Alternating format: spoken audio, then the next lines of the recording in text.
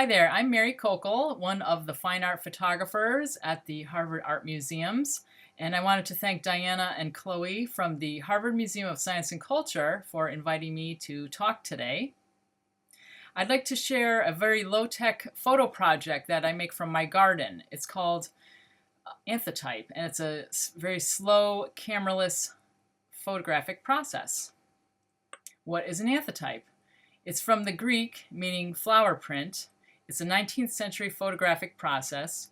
Juices are extracted from plants to create handmade photosensitive papers. And then the prints are exposed to the summer sun and bleached out. It's an ephemeral process. The image cannot be fixed. Anthotype was discovered by British scientist Sir John Herschel, who's better known for inventing the cyanotype process and photo fixer. He referred to it as phytotype, or vegetable photograph. It was an early attempt at color photography. This image was made from red stock flowers, and it's from the photo history book Out of the Shadows. Here's another example of an anthotype made by Herschel, and this was made from crimson poppies, and it's about 180 years old. It's interesting how the red poppy flower yields a different color when its juice is extracted. I found this to be true from some of the plants in my own garden as well. Here's my test palette of all the plants that I tested last year, mostly from my garden. Some were foraged from the wild. This series of color patches is a record of what's growing in my garden and helps me to monitor any future color fading. I found that some of the best emulsions came from irises, roses, sugar snap peas, black raspberries, and morning glories. Here's a list of the very simple supplies you will need to make an anthotype. First of all, sunshine, plenty of summer sun. Also, you'll need some watercolor or Reeves BFK printmaking paper, any kind of paper that can take water. You'll want a flat or foam brush, preferably around 3 inches wide, some cheesecloth and a strainer, a hand blender or mortar and pestle, a bowl, rubbing alcohol, which will help extract the color out of the flowers, gloves, newsprint to keep the surface nice and clean, and lastly, a contact frame. And for those of you from the darkroom days, you might have an old contact printer, or people can also make one from a simple board with the same size plexi and using some binder clips. Plants that you'll need. If you don't have a garden, there are plenty of edibles that you can get from the market or the garden, those are beets, spinach, blackberries, sugar snap peas, and cranberries. All work very well. If you do have a garden or know a gardener, flowers from the garden that work are blue irises, red roses, magenta rhododendron, morning glory, and dahlias. And just a word of caution, be careful what you use in case you're allergic to certain plants, and also be aware of which common plants could actually be toxic if consumed. Research the plants that you intend to use and be sure to wear gloves. Here's my simple testing process. Blooms are collected from my small urban garden, and the amount of paper I would coat was dependent on whatever the garden had that day. Here, a dark purple iris flowers were collected into a bowl, crushed using a pestle, and adding a dash of rubbing alcohol, and then strained. And as I mentioned earlier, be sure to wear gloves because some plants can be toxic, and the rubbing alcohol can also dry your skin out. And the two pictures down below, picture of iris juice and rose juice. And here is a quick time-lapse video of my process working in the corner of my kitchen, working with a dark purple iris. You see like a few dozen flowers are going to be used. Rubbing alcohol, handheld blender. Now I put on the gloves because I'm going to be handling that material. And then you can just squeeze it out by hand, and then the cheesecloth is retaining the debris. Here is another time-lapse video of coating the anthotype paper. First, I mark the back just to keep accurate notes of what day I'm making the paper.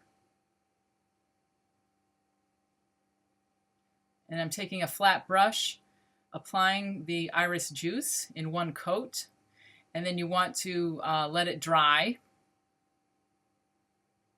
before you apply the second coat. So here I'm doing about 4 pieces of paper that day. And when you do let the paper dry, make sure you do that in subdued light away from sunlight. But it's not like cyanotype where you need to keep it totally out of UV light. It can take a little bit, but just keep it in a slightly darkened room. And here is another time lapse just of applying the third coat. And I thought that by adding 3 coats, I finally got a nice color that I liked. So just keep going with additional coats until you get a really nice deep color on the paper. Here's a picture, an example of some of the finished papers before exposure. This is rose paper, iris paper, and sugar snap pea coated papers. And after you do your coating, you want to store them in a dark bag in the refrigerator is best. And then we place them inside the contact printer. Here I have an old contact printer and then a couple of handmade ones. Like I mentioned before, it's a board with same size plexi, closing it off with binder clips. And then you place it in the direct, nice hot summer sun. Exposures can take up to a few hours to several days, depending on the paper.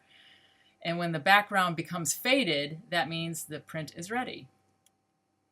And here's a time lapse of just the Anthotypes spending a whole day in the summer sun.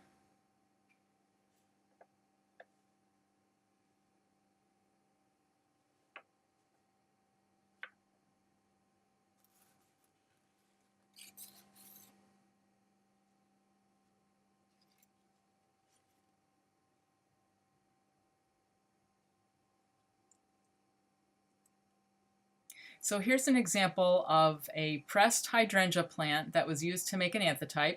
You can see what it looks like on the right when it comes out of the sunshine. The background has become faded. That's how I know the print is done. And then you can see that the plant has actually become quite toasted, sitting in the summer sun for a couple of days. And I like to reuse these actually. They do pretty well. Now, since anthotypes are not permanent, they will fade over time. The print should not be washed like a cyanotype because it will wash away and you'll completely lose your image. The finished print can be very faint. Therefore, I like to scan the image into Photoshop and make a more permanent digital record of the work. I will add a slight contrast curve to bring out the details, and I'm just using a regular flatbed scanner here. Here's a picture of the actual iris plant on the left that made this particular emulsion. Anthotype is a very patient process. It may take several tries to get a successful image. Here's an example of multiple coats of iris emulsion. I allowed for the first thin coat to show through the other coatings on top for a layered look. I like the imperfect handmade look of multiple coatings. This particular image was a 3-day exposure. Here are sugar snap peas growing in a container on the left. The tendrils and leaves are edible, but a bit fibrous, but they make an excellent green emulsion. And this happens to be an anthotype of willow, birch, and thyme. This is a pressed milkweed plant made on sugar snap pea paper. Here are dark red roses that made this paper. Roses tend to yield a thicker emulsion, thereby requiring a longer time in the sun. But it does make a great color. Here's another example of rose paper with rose as the subject, some pressed roses on top. This picture was made with foraged wild black raspberry paper. The berries were a bit too tart to eat, but they make an excellent emulsion and produce this really nice two-tone effect of purple and blue. And here again is the pressed milkweed plant that I like to reuse. And this was made on black raspberry paper. Morning Glory is another nice flower. However, used with caution. It's also a toxic flower. But here's a picture of it on the left. And it's also an example of how a blue flower will produce like this, a very different looking emulsion. And here it made like this nice mauve, reddish kind of color. And this is an anthotype of Queen Anne's lace and tulips and thyme. And this is on Morning Glory paper. Here's one of my favorite plants, a wonderful dark purple dahlia, which blooms at the end of summer, starting like in August up until the first frost. And it made this wonderful purplish emulsion with like some yellow highlights. I found that very intriguing to get a two-tone picture out of it. And these are ginkgo leaves. Here's another example of that purple dahlia paper. And the pressed plant on here is Morning Glories. This was made, I think, back in October. So by this time, the sunlight is really fading. So this was probably sitting in the sunlight whenever I could get it, probably for at least a week or two. And it's still a very faded image. And here's some resources that I'd like to highly recommend. I love the Anthotype book on the left. This is an excellent resource. It's a step-by-step guide for making anthotypes. Plus, it includes over 100 illustrations of different plants that people from all over the world have tried and submitted to the author. And on the right is an excellent book of alternative photographic processes, which includes anthotype and also dozens of other very interesting processes in case you're interested in more handmade photographic things. And I am on Instagram if you're interested and you want to scroll through my feed. Back in February of this year, I posted tons of anthotype examples. And thank you very much for tuning in.